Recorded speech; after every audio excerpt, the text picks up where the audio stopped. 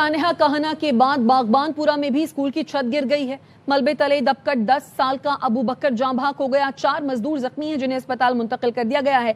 हादसे के वक्त स्कूल में समर कैंप जारी था, स्कूल की तौसी की जा रही थी। तफसीलात क्या हैं बाबर खान से जानते हैं। बाबर, इस वक्त की सूरत हाल क्या है?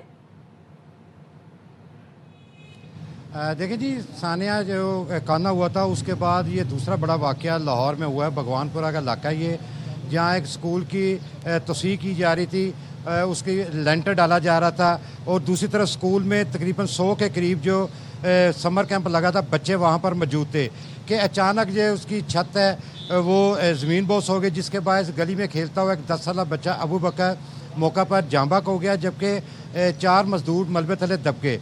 फौरी तौर पर रेस्क्यू टीमें मौका पर पहुंची हैं और उन्होंने ज़ख्मियों को मलबे से निकाल कर अस्पताल मुंतकिल किया है। जबकि जिस वक्त ये वाक़या पेश आया है उस वक्त बच्चे जो हैं समर कैंप के लिए स्कूल में मौजूद थे, उनमें चीखों पुकार पड़ गई और बच्चों के लवाहिकीन वहाँ पर पहुँच गए। पुलिस भी मौका पर पहुँच गई, तमाम बच्चों को बाजियाब उन्होंने करवा लिया, बच्चों को वालिदैन के हवाले कर दिया। इस वक्त सूरत हाल यहाँ पर ये है कि अभी भी ऑपरेशन जारी है ताकि इसको मेक श्योर किया जा सके कि किसी किस्म का कोई मजदूर या कोई। खबरों के सिलसिले को आगे बढ़ाते हैं। सानिया काना की रिपोर्ट वज़ीर आला पंजाब मरियम नवाज को भिजवा दी गई है। रिपोर्ट के मुताबिक टीआर गार्डर की छत पर बच्चों की मौजूदगी में मट्टी डलवाना इंतहाई गैर जिम्मेदारी थी। कमजोर ढांचा इजाफी बोझ बर्दाश्त ना कर सका, ज्यादा मलबा डालने से छत गिरी। वज़ीर आला का कहना है तमाम ट्यूशन सेंटर्स को SOPs मुकम्मल करना होंगे। माहिरीन की राय भी रिपोर्ट में शामिल की गई है। खातून टीचर 34 बच्चों को ट्यूशन पढ़ाती है। वाक़े के वक्त 20 बच्चे मौजूद थे, 14 बच्चे जाँ बहक और 6 जख्मी हुए। बच्चों की अमवात सर पर ज्यादा चोटें आने से हुई। मुतालिका सरकारी इदारे के किसी अहलकार की कोई गफलत नजर नहीं आई। मुकदमा दर्ज करके घर के मालिक और उसके भाई समेत 5 अफराद को हिरासत में लिया जा चुका है। वज़ीर आला पंजाब को भी भिजवाई गई रिपोर्ट पर बारीक बीनी से गौर शुरू कर दिया गया है।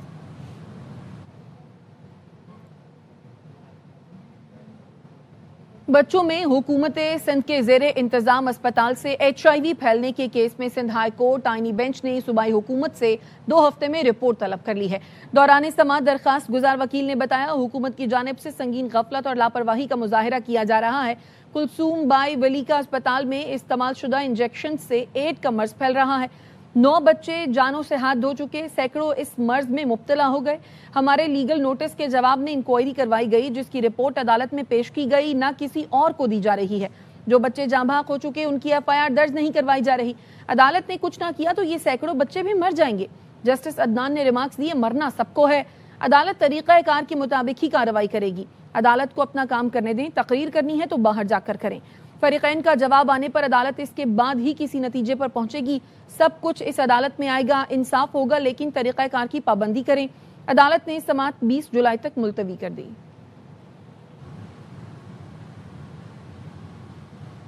तारिक मंसूर एडवोकेट का कहना है 18 अरब रुपए रखने वाले कुलसूम बाई वलीका सोशल सिक्योरिटी अस्पताल में इंसानी अलमिया का जन्म लिया। गुज़श्ता साल सितंबर से इस साल अप्रैल तक 200 बच्चे इस्तेमाल शुदा सिरिंज से HIV एड्स का शिकार हो चुके हैं। सिंध हुकूमत की जानिब से संगीन गफलत और लापरवाही का मुजाहिरा किया जा रहा है।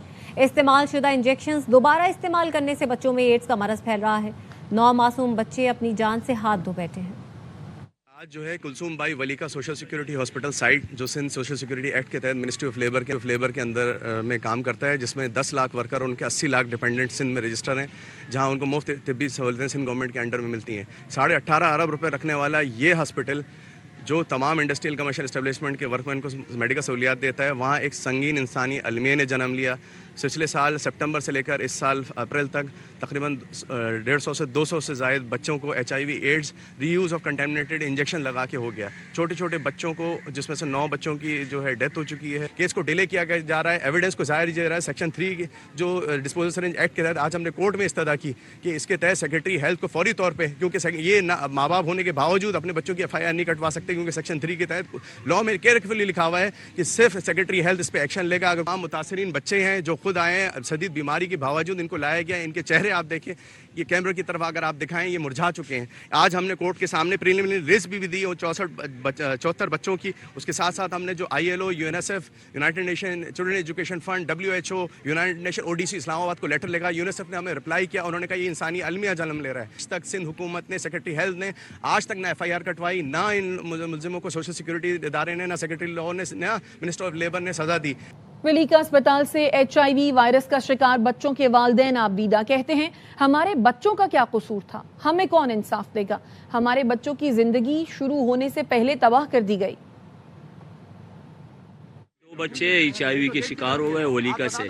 جب میں سے گیا مصطفیٰ آپ لوگوں کے پاس, تو میں نے کہا میرے بچوں کا کیا قصور تھا, یہ بھی شکار ہو گئے, ایک میری بیٹی ہے, ان کا کیا قصور تھا. میں صرف یہ پوچھنا چاہتا ہوں, آخر یہ چھوٹے بچے انہیں اس کو کیا بگاڑا تھا. ستمبر 2025 کو یہ ایڈمٹ کروایا تھا ولیکا ہاسپٹل میں. اس کا کیا قصور تھا کہ چھوٹی سی بچی ابھی اس نے جو نا زندگی شروع ہی نہیں کی ہے, اس کا زندگی تباہ کر دیا ہے.